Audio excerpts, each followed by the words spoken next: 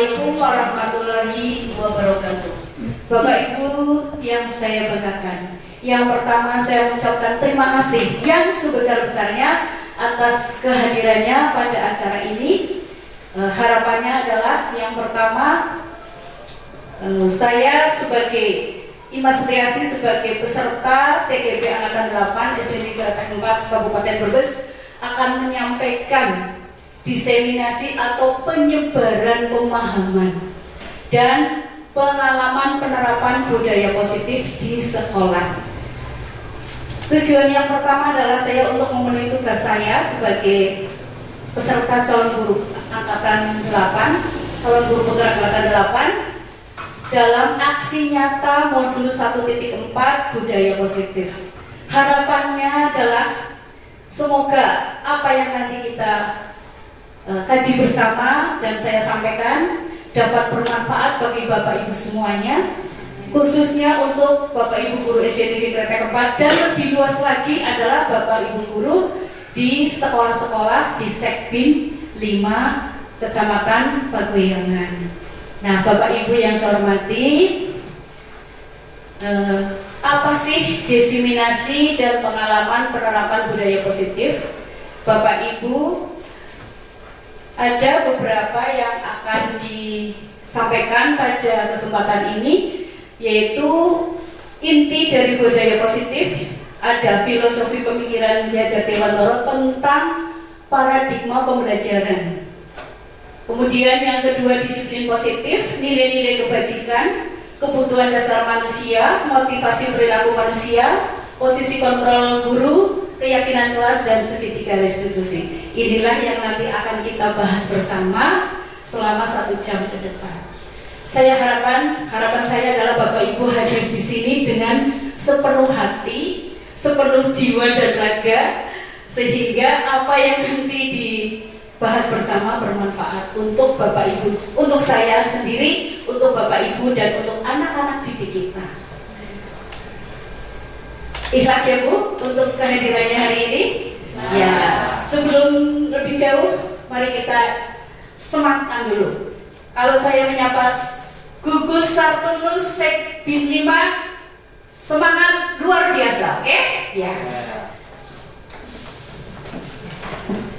KKG Saturnus Dabin atau Sekbin 5, semangat luar biasa. Oke ya. Bapak Ibu yang saya hormati, mari kita langsung ke materi. Apa sih budaya positif? Bapak Ibu ada yang mau berpendapat? Barangkali sudah punya gambaran apa sih budaya positif? Monggo. Ibu, barangkali monggo.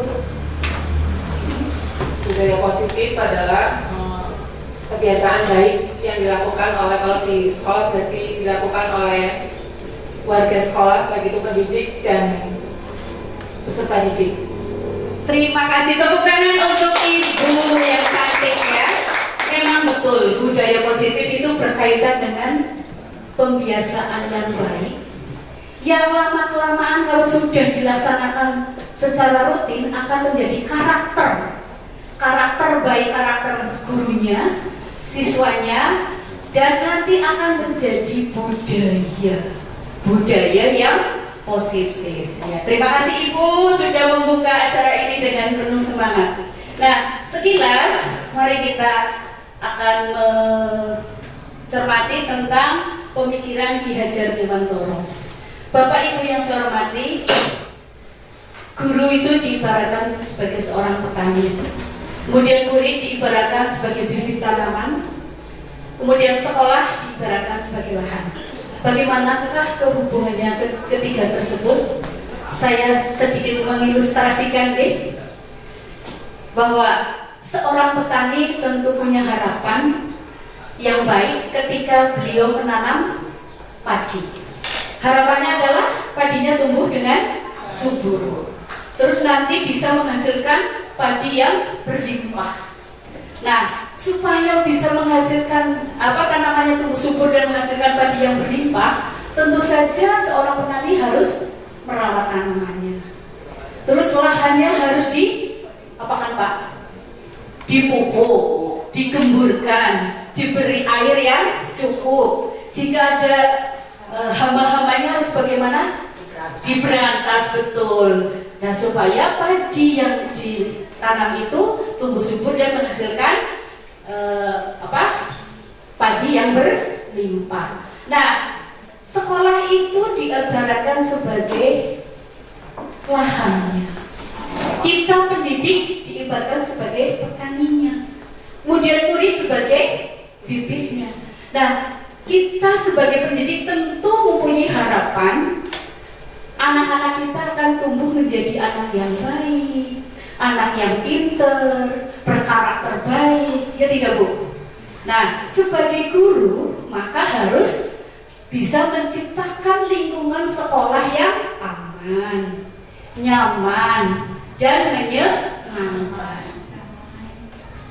Serta harus berusaha untuk menghindarkan murid-murid kita dari segala gangguan.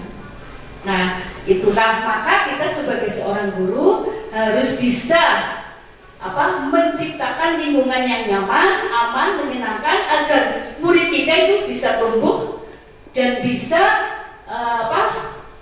berkembang karakternya menjadi karakter yang baik, sehingga potensinya semakin berkembang. Jadi kita harus bisa menciptakan lingkungan yang positif. Nah, lingkungan belajar yang aman, nyaman, dan menyenangkan tentu saja akan memberikan kesempatan dan kebebasan kepada murid untuk berproses belajar. Kemudian membuat kesalahan itu sudah biasa dan jangan dianggap anak itu salah, tapi sebagai proses belajar. Ini Pak, orang dewasa saja kan pernah salah, dan itu sebagai pembelajaran. Kemudian seseorang yang merasakan tekanan-tekanan dari lingkungan tentu tidak akan terjadi proses belajar. Bapak Ibu juga mungkin pernah ya tidak, misalnya ada tekanan dari seseorang, apakah kita bisa berkembang? Pasti akan mampet ya Bu ya, malah tidak bisa melaksanakan tugas dengan sebaik-baiknya. Dan demikian juga anak didik kita. Jauhkan dari tekanan, jauhkan dari paksaan. Itu salah satu inti dari budaya positif. Nah, siapakah yang bertanggung jawab untuk menciptakan lingkungan yang aman, nyaman, dan menyenangkan? Kita pendidik dan seluruh warga sekolah. Ya. Kemudian, mari kita bertanya kepada diri sendiri. Apa sih yang mendorong kita untuk berperilaku? Contohnya Bapak Ibu hadir di sini. Apa sih yang mendorong Bapak Ibu hadir di sini? Apa karena diperintah oleh kepala sekolah? Atau karena dorongan dari diri sendiri? Atau karena ada surat dari KKG gugus atau Ros? Mau Pak? Semuanya? Oh semuanya. Ya, selain ada perintah, kemudian ada surat, tapi yang dari hati nurani sendiri ada tidak Pak? Ada. Alhamdulillah. Berarti memang ada dorongan dari diri sendiri. Itulah yang namanya motivasi intrinsik. Nah sekarang mari kita bermain dulu Bu. Mau saya ajak untuk bermain-main. Bapak Ibu yang sebelah kanan, duduk di sebelah kanan, bayangkan mempunyai sesuatu yang berharga yang ada di telapak tangan. Coba Ibu bayangkan dulu, yang duduk di sebelah kanan. Bayangkan ada sesuatu yang berharga di telapak tangan. Yang sebelah kiri berusaha untuk membuka kepalan tangan Bapak Ibu yang sebelah kanan. Ya, coba silakan. Mulai sekarang. Ya. Silakan yang sebelah kanan mana? Ya, silakan bolehlah bertukar. Silakan buka kepalan tangan Bapak Ibu yang ada di sebelahnya. Ya.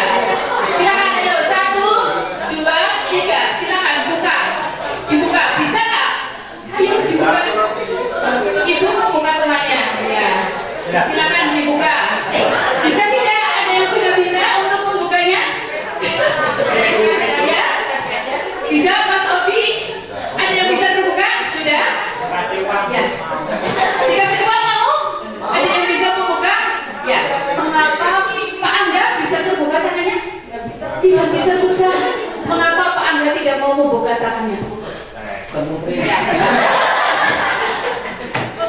ini menurut saya sesuatu yang berharga bagi saya.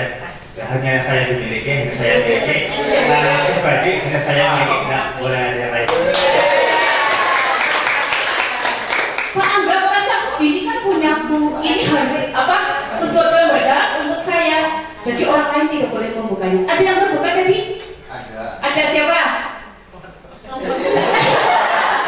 Ya, ya, betul Pak Angga. Jadi begini Bapak Ibu, kita itu mau membuka tangan kita atau tidak tergantung diri sendiri. Ini adalah apa makna dari kegiatan tadi adalah bahwa yang bisa mengontrol diri kita adalah diri kita sendiri. Saya kalau mau buka saja, silakan. Dengan mudahnya teman kita membuka tangan kita karena saya berkeinginan untuk membuka. Tapi kalau saya mempertahankan, berarti saya tidak mungkin membuka kepalan tangan kita. Itu artinya bahwa yang bisa mengontrol diri kita adalah diri sendiri. Mau membuka dan tidak itu tergantung saya. Walaupun diiming-imingi uang 1 juta oleh temannya, tapi kalau saya tidak mau membuka, tidak bakal terbuka. Bagaimana Bapak Ibu? Bisa dimengerti nggih? Ya, itu nanti ada kaitannya dengan siswa. Bapak Ibu, untuk menciptakan lingkungan yang positif, salah satunya adalah kita terapkan disiplin positif. Apakah ini masih efektif? Menurut Bapak Ibu, apa itu disiplin? Apakah hanya mematuhi peraturan, mentaati peraturan?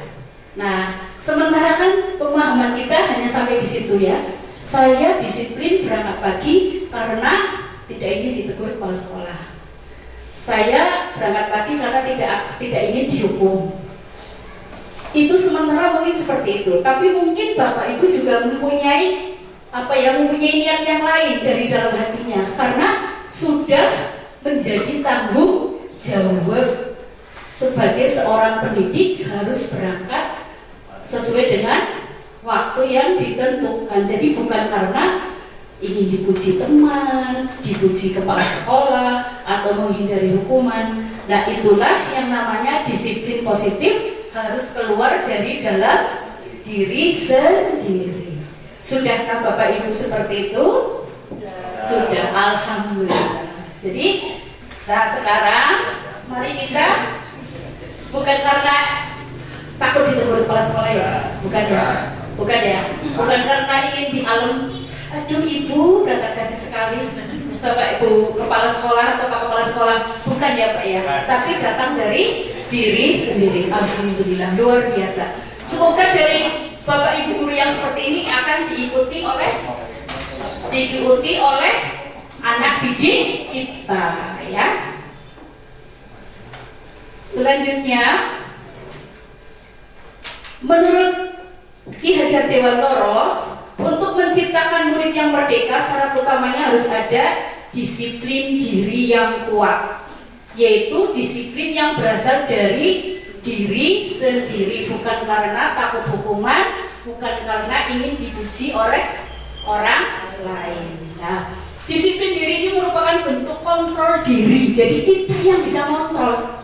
Saya berangkat pagi ya karena saya merasa tanggung jawab, itu tadi berarti dikontrol oleh dirinya sendiri, bukan dikontrol oleh kepala sekolah gitu. Nah, demikian juga nanti kita terapkan kepada anak didik kita, Bapak Ibu. Nah sekarang, kontrol diri ini dalam rangka untuk apa? Mencapai nilai-nilai kebajikan, nilai-nilai kebaikan, disiplin baik tidak Pak? Baik. Terus Bapak Ibu memakai helm, tujuannya apa Pak? Supaya tidak ditilang, supaya lebih cantik, atau supaya lebih ganteng, atau melindungi diri taat pada aturan, boleh. Terus ada lagi ingin keselamatan, betul sekali. Jawaban Bapak tadi dan Ibu itu bervariasi. Kalau yang menaati peraturan itu berarti masih karena motivasi dari luar, takut. Tapi kalau yang sudah pada menilai ada nilai keselamatan, berarti sudah bersandarkan kepada nilai-nilai kebaikan. kebajikan. Oh, saya ingin selamat. Datang dari diri sendiri, bukan karena takut ditilang, Pak. Nanti kalau ditilang kan harus berurusan dengan yang berwenang. Nah, itu motivasi dari diri sendiri. Nah, sekarang apa sih nilai-nilai kebajikan universal itu? Yaitu nilai-nilai yang disepakati bersama, lepas dari suku, bangsa, agama, bahasa maupun latar belakangnya. Kemudian nilai-nilai ini merupakan payung besar dari sikap kita dan perilaku kita, merupakan fondasi kita berperilaku. Tadi contoh nilai keselamatan menjadi fondasi kita untuk memakai helm. Kemudian nilai apa tadi? Kedisiplinan menjadi fondasi kita berperilaku berangkat lebih awal. Ada lagi, Bapak Ibu memakai masker tadi. Saya lihat ada yang pakai masker, Pak. Tujuannya apa, Pak? Supaya lebih ganteng apa gimana? Ya, lebih wajar. Ya gimana, Pak? Tujuannya apa, Pak? Menjaga kesehatan. Menjaga kesehatan. Luar biasa, tepuk tangan untuk Bapak ya. Jadi sudah menunjukkan ada nilai kebajikan. Saya ingin sehat, melindungi diri dari debu, dari bibit penyakit. Itulah namanya nilai kebajikan yang mendasari kita dalam berperilaku. Nah, ini yang akan kita tanamkan kepada siswa-siswa kita. Nah, Bapak Ibu, nilai kebajikan ini merupakan sifat-sifat positif manusia. Banyak sekali nilai kebajikan yang baik. Nanti kita akan kaji bersama. Nah, ini ada nilai-nilai kebajikan profil pelajar Pancasila, ada 6 dimensi. Bapak Ibu kan sudah mulai melaksanakan kurmer ya, kurikulum Merdeka kelas 2 dan kelas 5 kan tahun ini mulai ya. Bapak Ibu tidak lepas dari ini, profil pelajar Pancasila.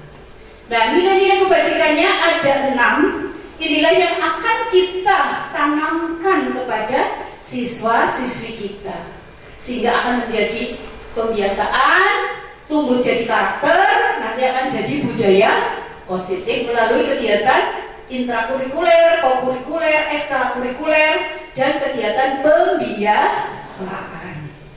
Nah, yang kita laksanakan adalah yang nilai-nilai kebajikan profil pelajar Pancasila. Nah, ini juga yang dari keterampilan hidup atau skill juga ada nilai-nilai kebajikan yang bisa kita terapkan dalam kehidupan sehari-hari. Lanjut. Nah, sekarang kita beralih kepada keyakinan kelas. Bapak Ibu, ini memasuki tahun ajaran baru. Sudah membuat peraturan kelas? Sudah. Peraturan kelas atau keyakinan kelas? Apa baru mendengar kali ini keyakinan kelas? Oh, baru. Ya udah. Mari kita kaji bersama tentang apa sih keyakinan kelas. Mengapa keyakinan kelas bukan peraturan kelas? Ada yang bisa menyampaikan bedanya peraturan dengan keyakinan kelas? Barangkali ada yang bisa. Bu Suparmi, monggo. Bedanya keyakinan dengan peraturan kelas. Oh, harus keyakinan kelas, bukan peraturan kelas. Kalau peraturan dibuat oleh siapa? Guru. Tapi kalau keyakinan kelas bersama, betul, antara guru dan siswa. Jadi kayaknya lebih bisa diwujudkan yang peraturan atau yang keyakinan, Bapak Ibu? Keyakinan, oke. Tepat sekali. Selanjutnya, tadi sudah saya sampaikan mengapa Bapak Ibu memakai helm. Ada nilai keyakinan, yaitu apa tadi? Untuk keselamatan.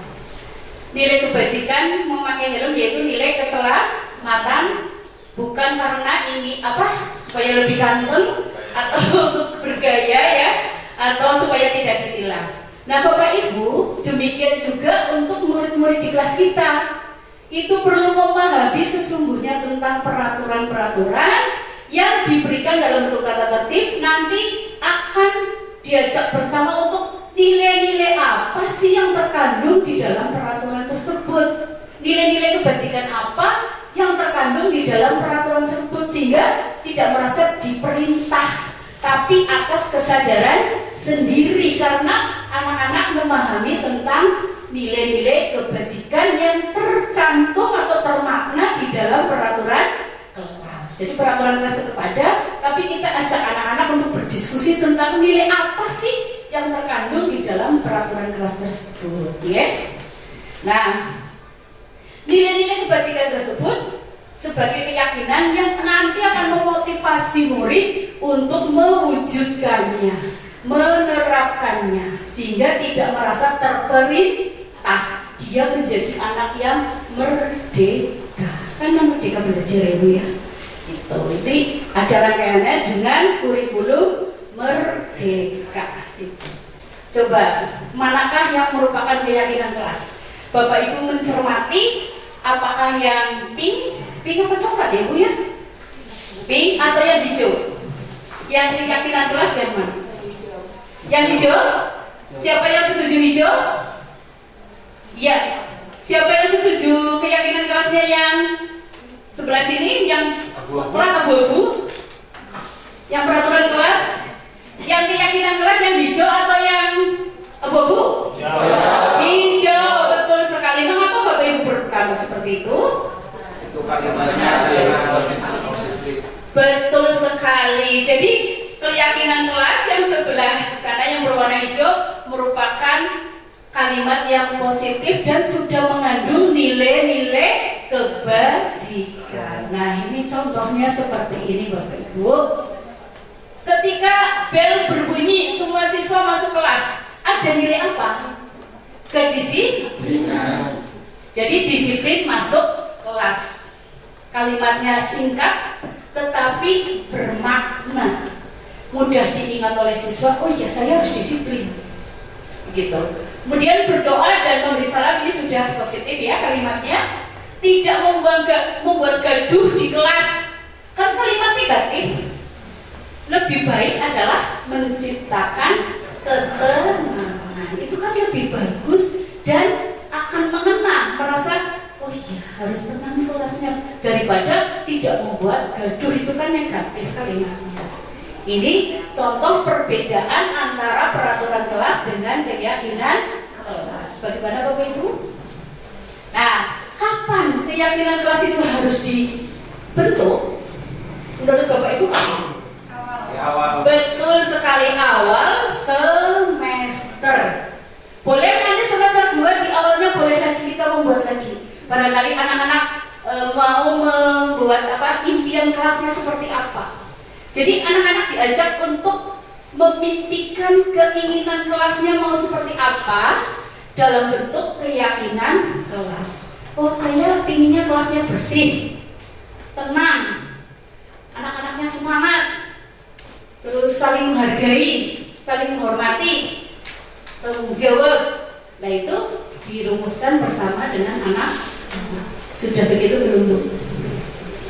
Belum. Oke, nanti boleh kan ini masih tahun ajaran baru ya? Boleh nanti praktek di kelas bersama-sama anak-anak. Videonya kirim ke saya ya Bu ya. Pas praktek membuat keyakinan kelas, monggo nanti implementasi langsung ya dari kegiatan ini. Bagaimana? Apakah ada perubahan di kelas atau tidak dengan anak didik kita? Itu Bapak Ibu ya. Selanjutnya dari keyakinan kelas sudah bisa dipahami ya Bu ya. Ya prakteknya nanti boleh di kelas masing-masing lah kalau memang belum ya. Selanjutnya kita akan mengetahui kebutuhan dasar manusia. Bapak Ibu, setiap perilaku itu didasari oleh pemenuhan kebutuhan. Oh begitu Bu. Ada yang bisa menyampaikan? Misalnya ada anak menangis, dia menangis kan pasti dia ada kebutuhannya harus terpenuhi. Mungkin dia minta jajan, ya tidak Bu? Dia lapar, pengen makan jajan, tapi tidak terpenuhi sehingga menangis. Dia menunjukkan perilakunya dalam bentuk menangis. Jadi perilaku manusia baik positif maupun negatif itu didasari oleh pemenuhan kebutuhan. Bapak, Ibu suka nyanyi? Suka nyanyi Bu? Oh iya, Ibu sedikit suka nyanyi. Mengapa menyanyi Bu? Refreshing, betul. Untuk memenuhi kebutuhan kesenangan. Gitu Bu. Nah anak-anak didik kita juga ada yang positif, ada yang negatif. Kalau ada siswa yang berperilaku negatif, jangan langsung menyalahkan. Itu tindakan yang salah. Kita harus mengadakan dialog terlebih dahulu. Mengapa dia berperilaku negatif? Karena dia pasti ada kebutuhan yang tidak terpenuhi. Contoh, anak suka usil mengambil jajannya temannya pagi-pagi, minta paksa. Setelah ditelusuri, ternyata mereka, si A itu belum makan pagi. Dia lapar, ingin makan, tapi dia tidak bawa bekal, sehingga dia usil meminta kepada teman-temannya dengan paksa kadang-kadang. Kan berperilaku negatif, tapi sebenarnya dia ingin memenuhi kebutuhan dasarnya. Jadi kita sebagai pendidik harus bijaksana sekali dalam menghadapi perilaku siswa, terutama yang negatif. Itu Bapak Ibu. Nah, selanjutnya ada 5 kebutuhan dasar manusia, yaitu bertahan hidup, hubungannya dengan makanan, kasih sayang dan rasa diterima, hubungannya dengan disayangi, berbagi, ya. Kemudian penguasaan, hubungannya dengan harga diri, berprestasi, diakui. Bapak Ibu ingin diakui tidak? Pasti nggak dianggap, nggih. Lah, aku tahu dianggap. Jadi ini orang tuh ditakoni, nggih, Bu, nggih. Merasa gimana coba, Bu? Sedih ya? Sedih. Ya, itu kebutuhan kita. Kebutuhan untuk merasa diakui oleh komunitas sekolah maupun di dalam keluarga, begitu. Kemudian kebebasan, yaitu mandiri, memiliki pilihan, mencoba hal baru. Kemudian kesenangan tadi, ada humor, tertawa, bermain, menyanyi, itu untuk memenuhi kebutuhan kesenangan. Apakah semua kebutuhan ini bisa terpenuhi, Bapak Ibu? Kalau tidak terpenuhi, pasti akan melakukan perilaku baik yang negatif maupun yang positif. Semoga terpenuhi semua ya Bapak Ibu ya. Amin. Sehingga hidup kita aman, sejahtera. Lanjut Bapak Ibu. Nah, tadi yang mendasari perilaku manusia itu karena ada motivasi. Ada 3 motivasi perilaku manusia. Yang pertama adalah untuk menghindari ketidaknyamanan atau hukuman. Yang kedua, untuk mendapatkan imbalan atau penghargaan dari orang lain. Nah, kedua motivasi ini menurut Bapak Ibu itu motivasi dari dalam apa dari luar? Dari luar. Nah, motivasi ini sifatnya eksternal. Masih belum tumbuh dari diri sendiri. Lah, saya berangkat kasih tadi sudah saya sampaikan ya, supaya di alam saya pakai baju yang rapih biar kelihatan cantik misalnya, biar kelihatan ganteng. Nah, sedangkan pasti ada motivasi dari internalnya harusnya itu untuk menutup aurat misalnya, ya, supaya sopan gitu ya. Nah, kemudian untuk mendapatkan imbalan atau penghargaan, kaitannya dengan motivasi yang ke-1 dan 2 ini, maka dalam kegiatan pembelajaran di sekolah, kaitannya dengan anak didik kita itu sebaiknya perlu dihindari pemberian hukuman maupun penghargaan yang berlebihan karena berdampak negatif terhadap murid. Ada yang bertanya? Penghargaan kok bisa berdampak negatif, Pak? Bisa? Bisa. Kenapa Pak? Coba Pak. Dia akan memunculkan diri dari dalam diri siswa agar selalu mendapatkan perhatian dari orang lain atau dari guru. Tepuk tangan untuk Bapak ini. Ya, betul.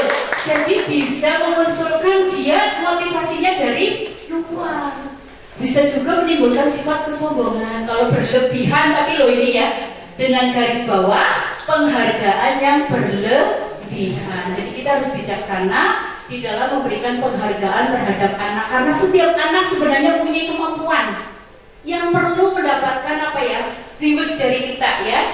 Jadi harus bijaksana itulah dalam memberikan penghargaan supaya tidak berdampak negatif. Ini apalagi hukuman nggak boleh. Sekarang tidak diperkenankan untuk memberikan hukuman kepada siswa. Kemudian motivasi perilaku yang ketiga adalah untuk menjadi orang yang mereka inginkan dan menghargai diri sendiri dengan nilai-nilai yang mereka anggap percaya.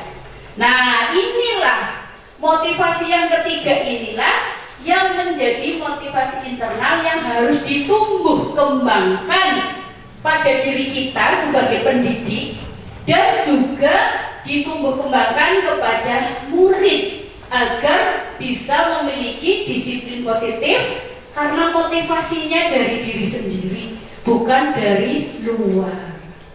Karena kalau dalam motivasi dari diri sendiri itu akan berlaku jangka panjang, tidak hanya sesaat.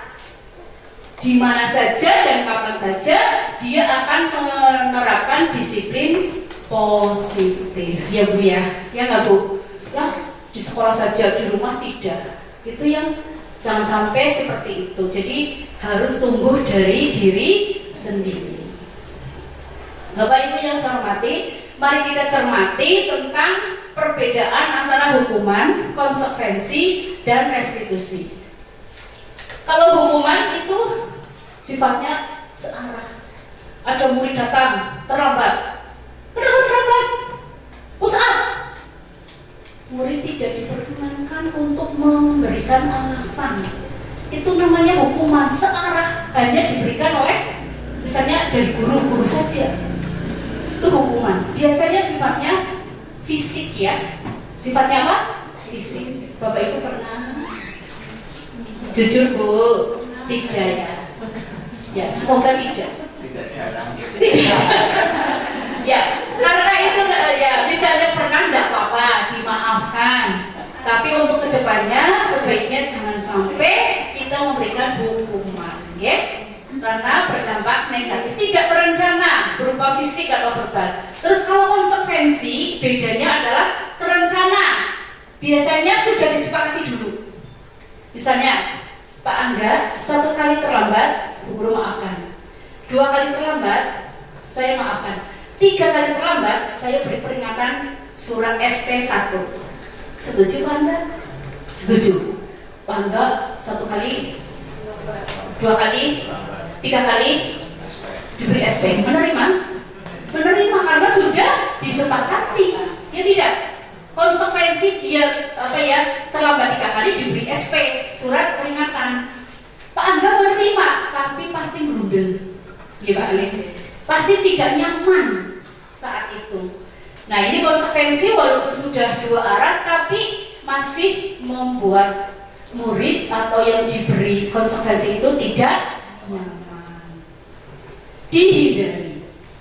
Yang ketiga, restitusi. Nah ini restitusi itu proses menciptakan kondisi murid untuk memperbaiki kesalahannya. Murid bertanggung jawab atas perilakunya, menguatkan karakter murid jangka panjang. Nanti ada contoh videonya ya secara. Jadi jika ada anak melakukan kesalahan, kita ajak dialog, menyampaikan alasannya, kemudian jangan langsung menjustis itu salah, tapi anak akan menyadari kesalahannya dan bisa mencari solusinya sendiri tanpa dipaksa oleh guru, karena dia bertanggung jawab terhadap perilakunya, mencari solusinya dengan bimbingan guru, sehingga dia akan karakter baiknya akan lebih lebih terpatri dalam jangka panjang. Sekarang termasuk hukuman atau konsekuensi Bapak Ibu. Nomor 1, berdiri di depan kelas sambil mengangkat 1 kaki. Ya, bagus, luar biasa, tepuk tangan. Ya. Yang kedua, membersihkan tumpahan air di meja karena tersenggol pada saat belajar. Konsekuensi luar biasa. Ya. Diminta push up 10 kali karena tidak memakai masker. Hukuman. Berjemur di lapangan basket karena terlambat masuk ke kelas. Membersihkan coretan yang dibuatnya di meja. Konsekuensi luar biasa. Nomor 10, kehilangan 10 menit jam istirahat untuk menyelesaikan tugas karena terlambat masuk kelas dan tertinggal pelajaran 15 menit. Apa? Hukuman, konsekuensi, restitusi, restitusi Pak, konsekuensi. Kalau sini bagaimana? Ibu? Konsekuensi. Bapak? Restitusi. Restitusi. Alasannya kenapa Pak? Karena dia merasa kehilangan 10 menit dari istirahat. Iya. Apakah? Dia punya tanggung jawab untuk menyelesaikan tugasnya yang selama 15 menit yang ketiga. Iya. Bagaimana ya? Nanti kita bahas. Yang kelompok sini? Konsekuensi. Konsekuensi. Bapak, mohon maaf, ini adalah yang cocok dan tepat adalah konsekuensi. Jadi kalau nanti restitusi itu ada prosesnya Bapak, proses dialognya, nanti ada contohnya. Tapi tidak apa-apa, tidak salah Bapak menyampaikan itu ya. Ya, terima kasih untuk semuanya, tepuk tangannya. Selanjutnya adalah restitusi itu apa? Merupakan sebuah cara menanamkan disiplin positif pada murid. Bukan menebus kesalahan, namun belajar dari kesalahan. Yang menebus kesalahan tadi konsekuensi ya Bu ya. Iya. Restitusi adalah tawaran, bukan paksaan. Tawaran. Iya, pilihan betul Pak. Sudah memilih Pak? Oh sudah. Restitusi mencari kebutuhan dasar yang mendasari perilaku ya. Kemudian restitusi diri adalah cara yang paling baik. Restitusi fokus pada solusi tadi ya, cara mengatasi masalah. Restitusi mengembalikan murid yang berbuat salah, maaf ini salah pada kelompoknya. Jadi yang tadinya minder setelah diajak untuk berdialog, dia karakternya kan semakin kuat, bisa kembali ke kelompoknya, tidak minder lagi dengan teman-temannya walaupun tadi sudah berbuat kesalahan dengan cara restitusi. Tapi baru tahu ya Bu ya. Nggak apa-apa, ini ilmu apa ya, informasi baru, semoga bermanfaat bagi ibu semuanya ya. Dan bisa diterapkan loh Pak, bukan hanya jadi catatan di sini saja atau di buku, tapi diterapkan kepada siswa. Harapannya seperti itu. Bapak Ibu, ada 5 posisi kontrol guru. 1 sebagai penghukum. Waduh, pernahkah posisi ibu sebagai penghukum? Sering. Ya pernah mungkin ya Pak ya. Ya. Gak apa-apa, itu manusiawi ya, manusiawi. Tapi kan kedepannya karena sudah tahu penghukum itu tidak baik, sehingga harus mulai dihilangkan atau dihindari. Yang kedua, membuat merasa bersalah. Yang ketiga, teman. Yang keempat, sebagai pemantau. Dan yang kelima, manajer. Sekarang penghukum tadi. Bayangkan Pak, sebagai penghukum lah. Saya juga takut kalau dihukum sama ayah dulu. Takut lah ya. Sudah dari wajahnya sudah garang, kata-katanya sudah keras ya Bu ya. Kayak tidak ada rasa kasih sayang sama sekali. No, itu tidak perlu kita lakukan. Apalagi kita sebagai pendidik. Kolonial. Ya, iya, zaman kolonial ya Bu ya. Ini zamannya sudah merdeka. Apalagi kita merdeka, harus merdeka mengajar, merdeka belajar. Ya. Membuat merasa bersalah, itu bersalah. Tapi apa ya? Ceramahnya itu menusuk di hati. Sakitnya di sini itu loh Pak, sakitnya ya. Sehingga anak itu merasa sedih, merasa gagal, tidak berharga. Ini kalau kita posisinya sebagai pembuat merasa bersalah. Ini juga dihindari. Sebagai teman, nah ini kadang kita dekat sekali dengan anak ya, sebagai teman. Nah, kamu jangan seperti lagi ya. Coba tolong bantu ibu, jangan seperti itu lagi. Ya Bu, kali ini Bu Guru maafkan, tapi besok jangan seperti lagi ya. Nanti Bu Guru bantu loh kamu dalam melaksanakan tugas karena tugasnya tidak selesai. Nah, anak senang tidak? Senang. Tapi ternyata Bapak Ibu itu kurang baik. Mengapa? Ketergantungan, betul. Lah, ibu guru tuh, ya anak bu guru ini lah, aduh bu guru Eman ini lah, sehingga akan mungkin melakukan hal yang sama di lain waktu. Itu ternyata kurang baik Pak. Menurut kita tadinya baik ya Bu ya, tapi ternyata ada sisi yang tidak baik. Anak tidak mandiri, ada ketergantungan. Betul Mbak? Budaya positif yang kurang baik. Budaya positif yang kurang baik ya, tidak bisa memutuskan. Nah itu betul Pak Anda ya. Pemantau. Nah ini kalau pemantau hubungannya tadi dengan konsep koerensi gitu. Dipantau, Pak Angga sudah terlambat berapa kali ya? Oh baru 1 kali, 2 kali, 3 kali. Akhirnya dikasih sanksi ya tidak? Betul. Jadi pemantau. Yang ketiga ini manajer. Nah ini manajer ini berarti dalam menyelesaikan permasalahan kita mengajak dialog, bukan manajer perusahaan Bapak Ibu. Ini manajer berarti guru dan murid berdialog untuk apa ya, dengan guru mengajukan pertanyaan kepada siswa tentang alasan-alasannya, kemudian siswa dengan sendirinya tumbuh kesadaran untuk mencari solusinya yang terbaik, tapi kita bimbing ya, tapi muncul dari siswa, bukan kita yang menyampaikan solusinya, tapi siswa sendiri yang menyampaikan. Kemudian sehingga karena siswa sendiri akan melakukannya dengan penuh kesadaran, dia karakternya akan semakin kuat, tidak hanya sesaat begitu. Itu untuk manajer. Nah dari kelima ini mana yang paling sering Bapak Ibu lakukan? Jujur aja nggak apa-apa Bu, ini tidak sedang tes CPNS atau tes yang lainnya. Posisi mana Bu? Pemantau, ya. Cenderungnya ke pemantau ya. Sebagai teman juga ibu-ibu mungkin ini sering sebagai teman ya Bu ya. Iya, sering sekali lah. Saya juga kadang sering sebagai teman. Tapi setelah saya mempelajari modul ini tentang budaya positif, ternyata ada yang lebih baik. Posisi kontrol kita sebagai guru terhadap murid ada yang lebih baik, yaitu posisi manajer. Nonton Ibu ya? Bagaimana Bu? Ada yang mau ditanyakan? Oh belum. Selanjutnya, posisi mana yang sering Bapak Ibu lakukan? Mana yang paling baik? Tadi mana yang paling baik Bapak Ibu? Manajer. Oke, semoga pemahaman ini nanti bisa diterapkan di sekolah, bisa juga di keluarga loh Bapak Ibu, dengan anak-anak. Ya kan? Iya. Kadang kan kita langsung ya, oh anak tidak boleh seperti itu, harusnya seperti ini. Nah, anak kurang baik dampaknya.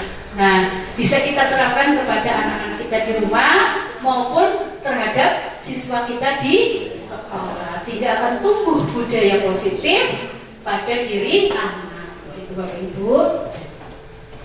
Selanjutnya, coba Bapak tebak. Kalau kamu ini bagaimana ya? Kamu sudah berjanji tidak akan mengecewakan ibu. Sekarang terlambat lagi. Posisi mana? Kamu telah mengecewakan ibu. Tadi posisi mana? Penghukum? Merasa bersalah? Apa? Iya, betul sekali. Yang sebelah sini adalah posisi merasa bersalah. Anak merasa gagal, sudah mengecewakan ibu. Kamu nggak kasihan sama ayah, sama ibu? Kan merasa bersalah sekali tuh.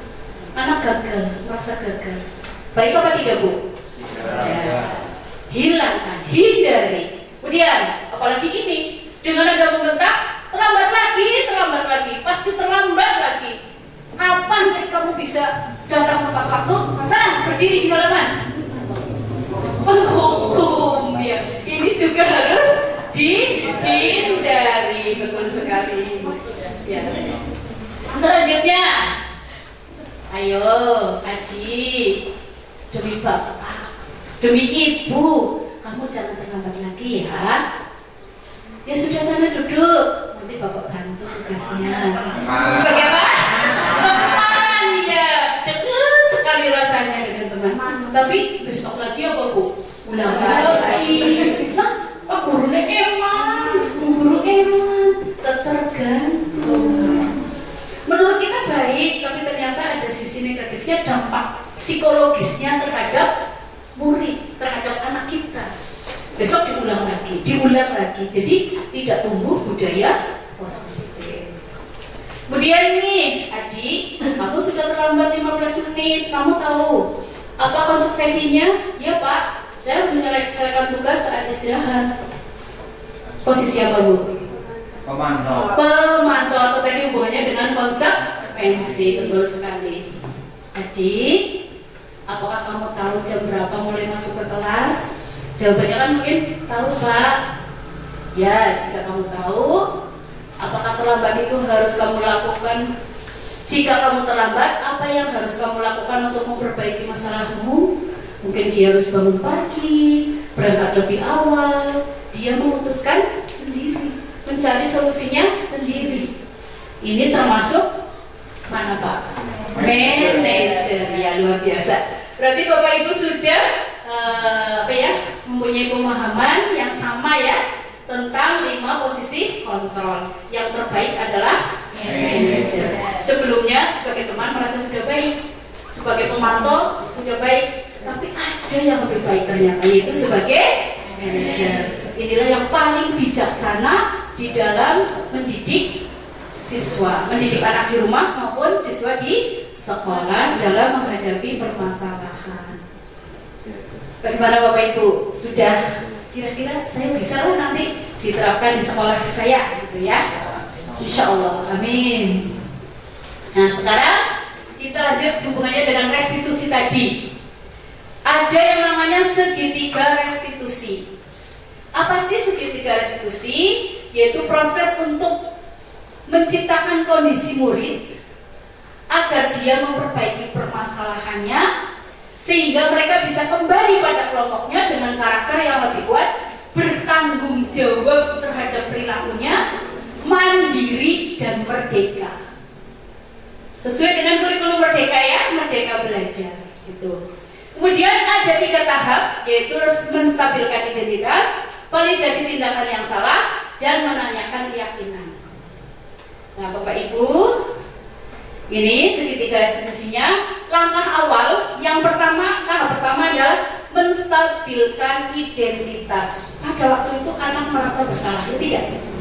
Kacau tidak pikirannya Bu? Kacau, takut, aduh, saya digunter mungkin ya Pak. Nanti saya dimarahi Pak Guru, saya dimarahi Bu Guru. Nah saat itulah kita harus menstabilkan identitasnya dia dengan cara menanyakan alasannya. Mengapa kamu berbuat seperti ini? Mengapa kamu bertengkar? Ya Bu, saya diganggu sama adik misalnya. Saya marah Bu, saya diganggu. Wajar kan dia marah karena diganggu? Kalau wajar kan berarti anak merasa, oh iya saya wajar ya, saya marah. Nah baru nanti kita masuk ke validasi tindakan yang salah. Di validasi tindakan yang salah, maka setiap orang, ya wajar saja kamu berbuat tadi marah-marah dengan temannya, tapi kamu kan bisa berbuat yang lebih baik. Maksudnya kamu harus bagaimana di saat kamu marah? Kamu harus bersabar. Saya bersabar Bu, harusnya nahan emosi gitu kan. Anak mungkin jawabannya begitu. Nah, validasi tindakan yang salah. Selanjutnya adalah menanyakan keyakinan. Nah, disinilah hubungannya dengan keyakinan kelas yang sudah kita buat tadi. Nah, misalnya tadi kasusnya adalah marah-marah ya. Nah, anak adik, sikap kamu yang marah-marah tadi, apakah sudah sesuai dengan keyakinan kelas? Nanti adiknya jawab, tidak Bu. Keyakinan kelas apa yang kamu langgar tadi? Saling menghormati Bu. Gitu jawabannya. Oh, kalau begitu, lain kali harus bagaimana? Saya harus tahan emosi Bu, tidak marah-marah lagi kalau diganggu. Itu kan solusinya anak menemukan sendiri. Harusnya apakah menghargai dengan orang lain itu penting Bu, sehingga saya tidak boleh marah-marah seharusnya. Itu kan anak menjawab sendiri, bukan Bu Guru, bukan saya, bukan Bapak Ibu. Kita hanya mengarahkan saja. Itu namanya segitiga restitusi. Nanti prakteknya ada. Bapak Ibu yang saya hormati, sekarang saatnya kepada contoh penerapan pemahaman pada siswa tentang keyakinan kelas dan segitiga restitusi. Silakan Bapak Ibu untuk mencermati atau mengamati video yang saya buat praktik di SD Negeri Kretek 4. Ini tentang penerapan keyakinan kelas. Assalamualaikum warahmatullahi wabarakatuh.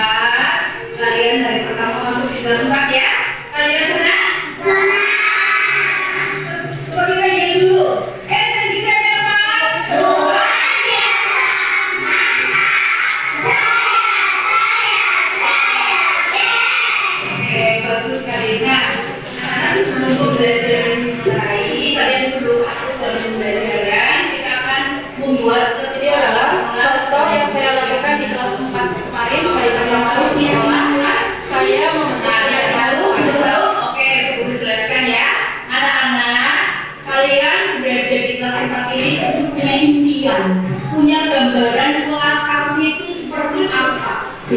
Ruang kelasnya bagaimana? Terus dengan teman itu harus bagaimana? Waktu pembelajaran harus bagaimana? Harus semangat atau tidak? Kemudian masuk ke kelasnya harus disiplin atau tidak? Kamu pasti punya cita-cita, punya gambaran yang diimpikan agar kelas kalian itu nyaman, terus kemudian sehingga kalian bisa belajar dengan baik. Oleh karena itu, mari kita sekarang akan membuat kesepakatan dalam bentuk keyakinan kelas.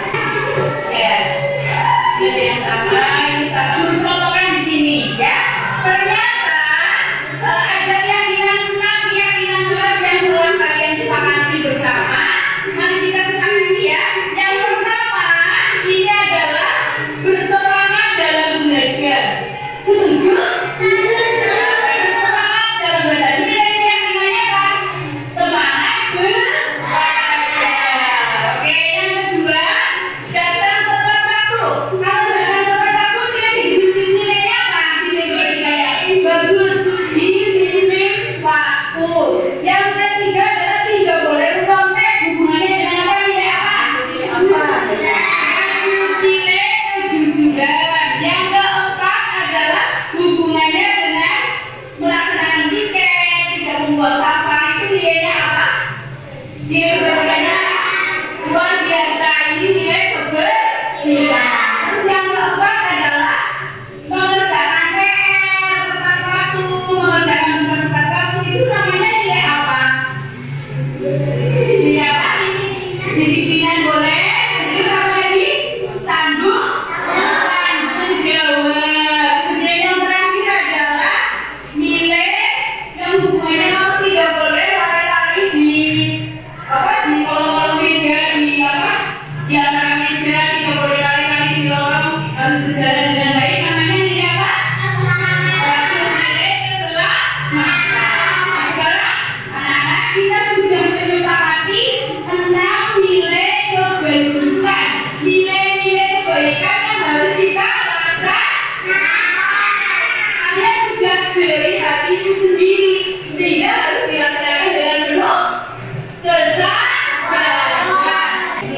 Setelah ditandatangani nanti dibuat poster dipasang di dinding kelas. Ini kebetulan boleh dipasang untuk kesempatan Diskusi kelasnya hari ini ya. dipasang supaya setiap hari siswa bisa membaca.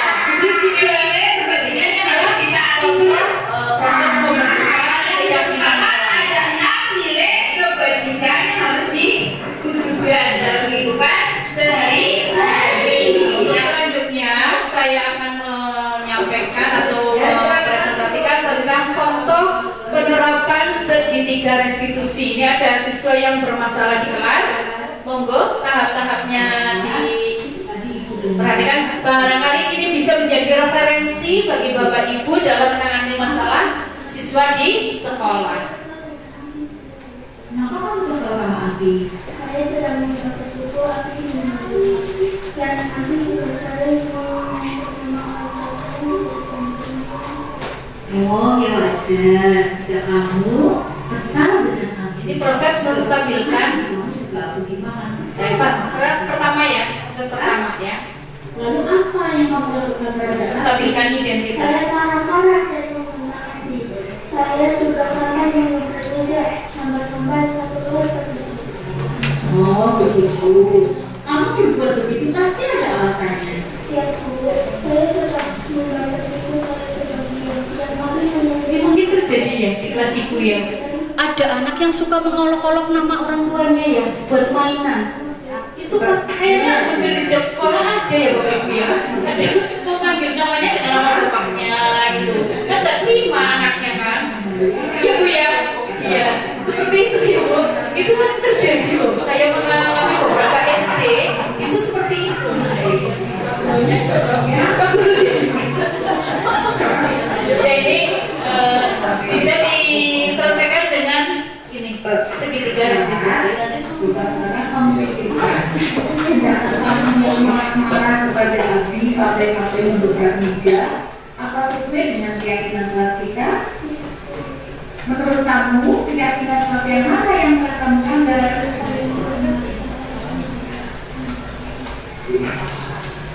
Laras, itu betul sekali.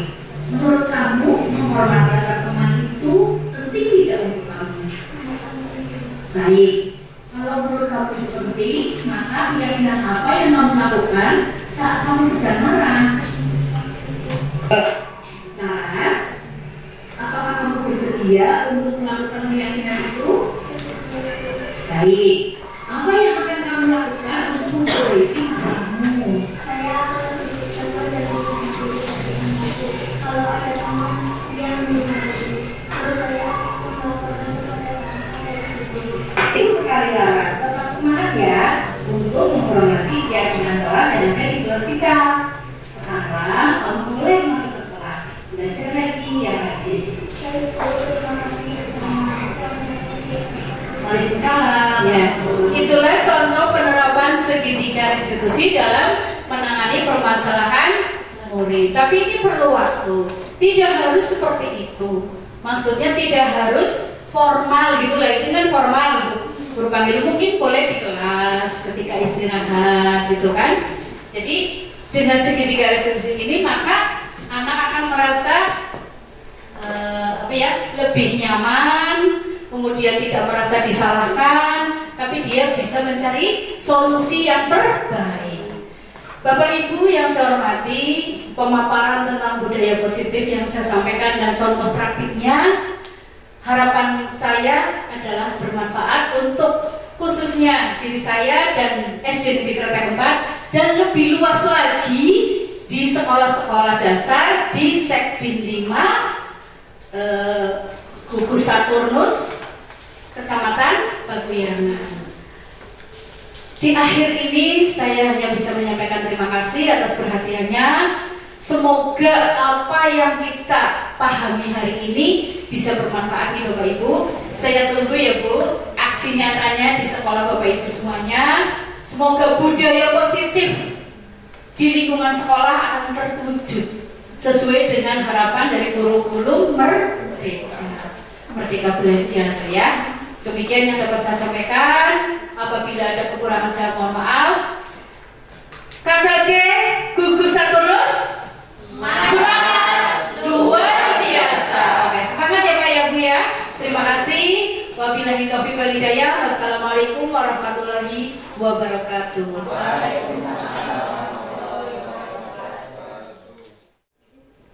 Assalamualaikum warahmatullahi wabarakatuh. Pada rekan-rekan guru se-Dapil 5 Gugus Saturnus Kecamatan Paguyangan, perkenalkan nama saya Warso dari SD Negeri Ragatunung 3 akan menyampaikan tanggapan kaitan dengan pemaparan diseminasi dan pengalaman penerapan budaya positif yang disampaikan oleh Ibu Ima Setiasih beserta CGP Angkatan 8 dari SDN Kretek 04 Kabupaten Brebes. Pada pemaparan kali ini, menurut pendapat saya bahwa apa yang disampaikan oleh Ibu Ima Setiasih sangat baik, artinya memancing kita, memantik hati kita untuk melaksanakan atau menerapkan di sekolah kita bagaimana mendasari atau membuat anak didik kita menjadi punya perilaku disiplin, punya budaya tertib yang mengarah kepada perilaku yang secara terus-menerus sehingga menjadi budaya yang positif bagi anak didik kita atau siswa kita di sekolah masing-masing. Demikian Ibu, terima kasih. Assalamualaikum warahmatullahi wabarakatuh.